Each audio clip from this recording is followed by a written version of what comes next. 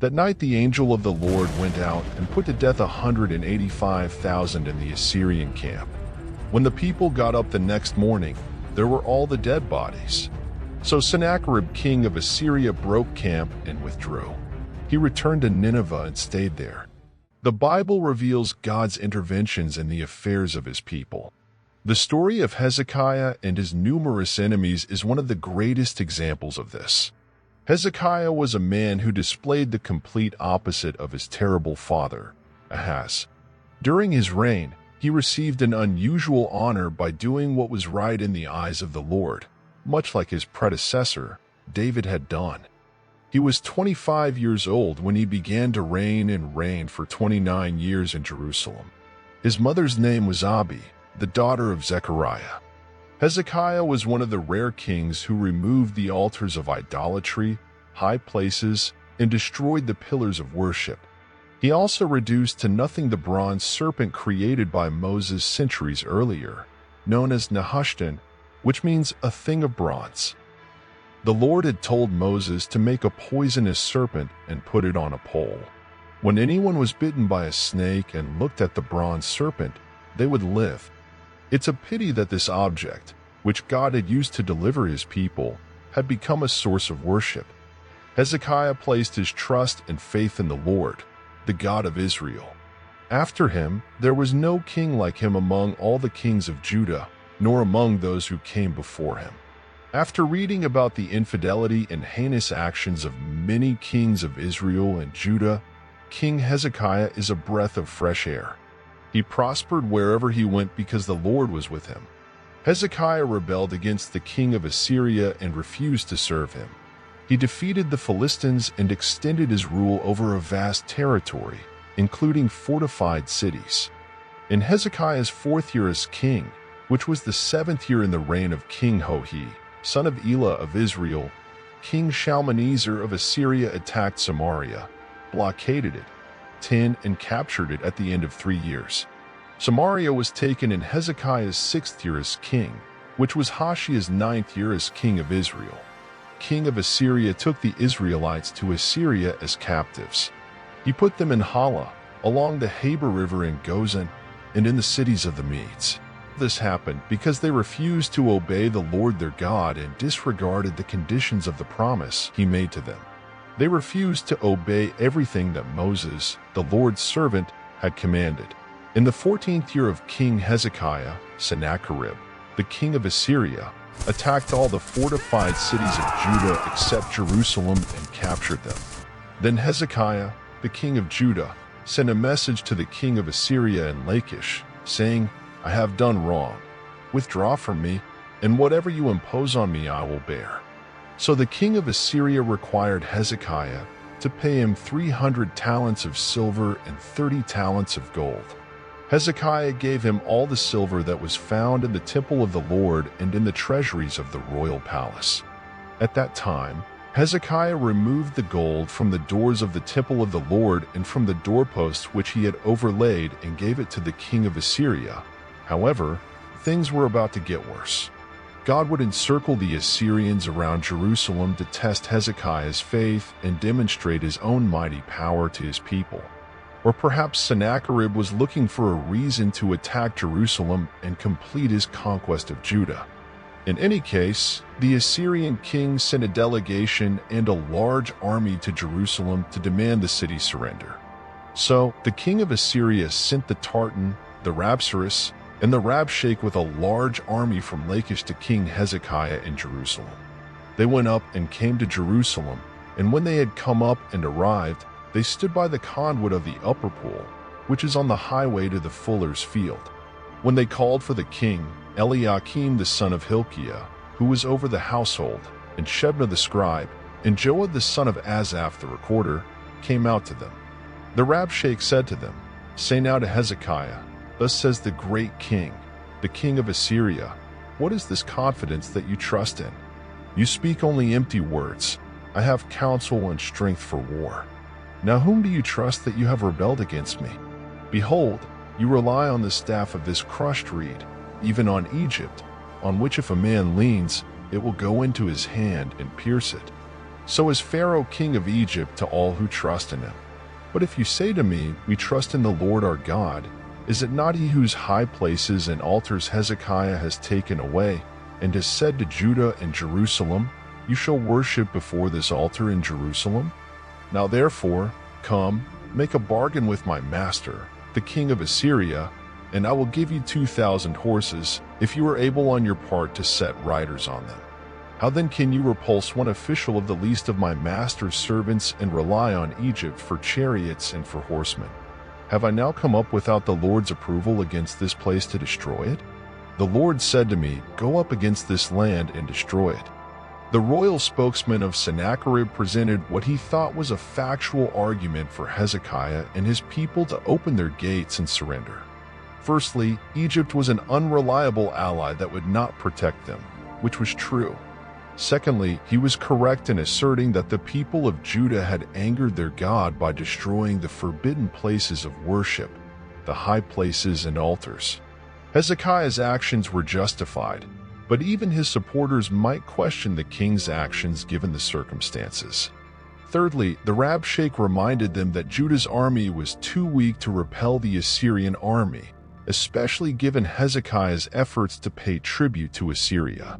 Finally, he claimed that the Lord had ordered him to attack and destroy this land, essentially saying, your God is on my side.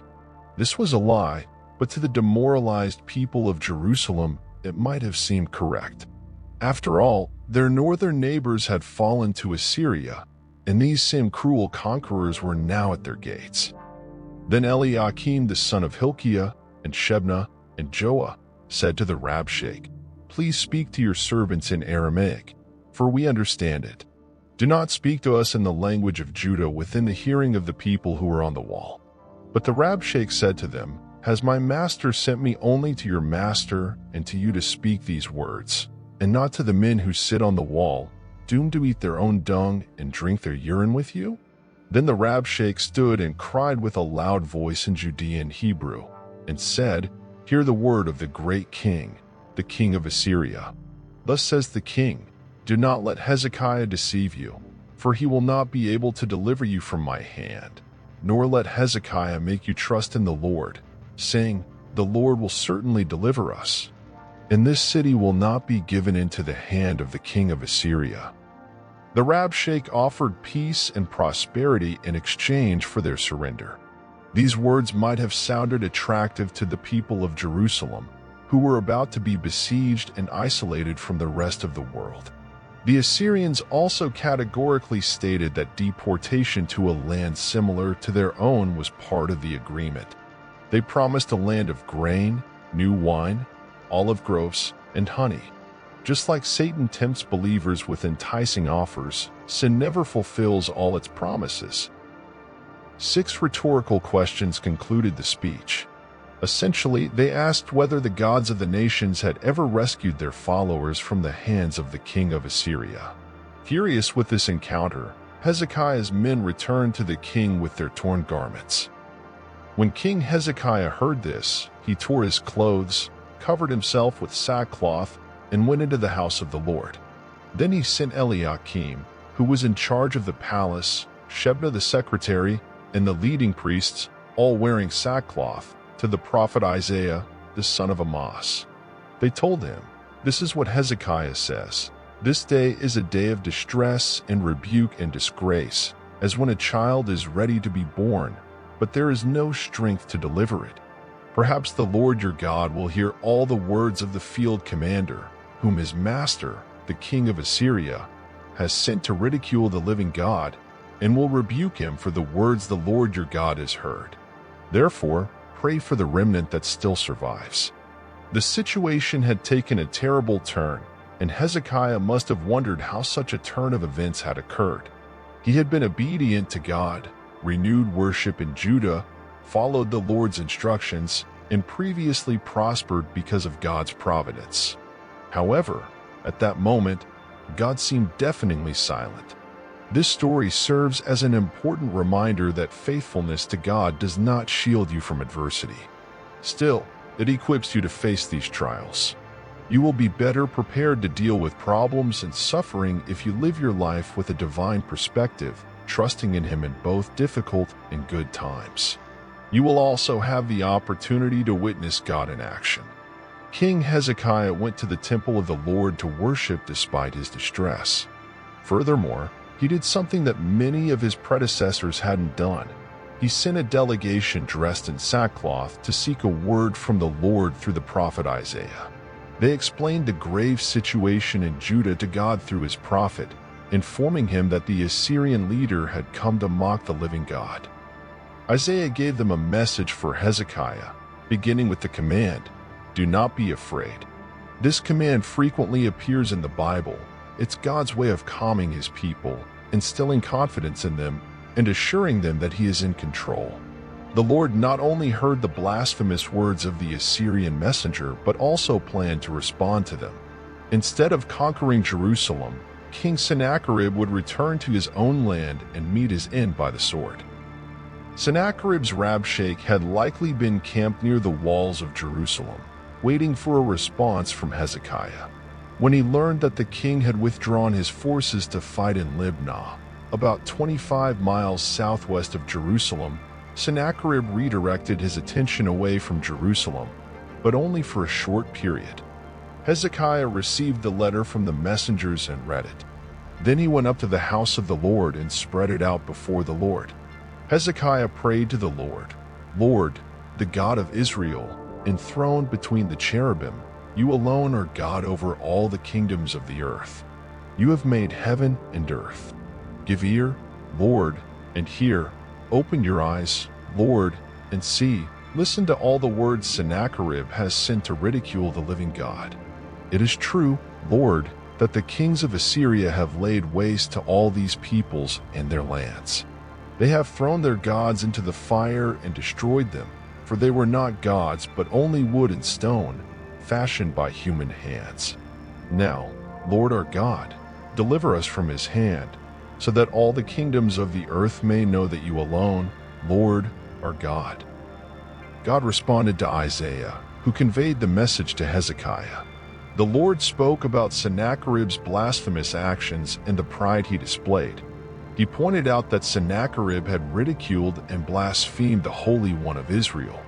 God made it clear that he had orchestrated these events, allowing Sennacherib to conquer fortified cities. However, he also declared that Sennacherib wouldn't enter Jerusalem or launch an attack against it. The Lord would defend the city for his own sake and for the sake of his servant David. On that very night, the angel of the Lord went out and struck down 185,000 men in the Assyrian camp. When the people got up the next morning, there were all the dead bodies. So Sennacherib, king of Assyria, broke camp and withdrew. He returned to Nineveh and stayed there.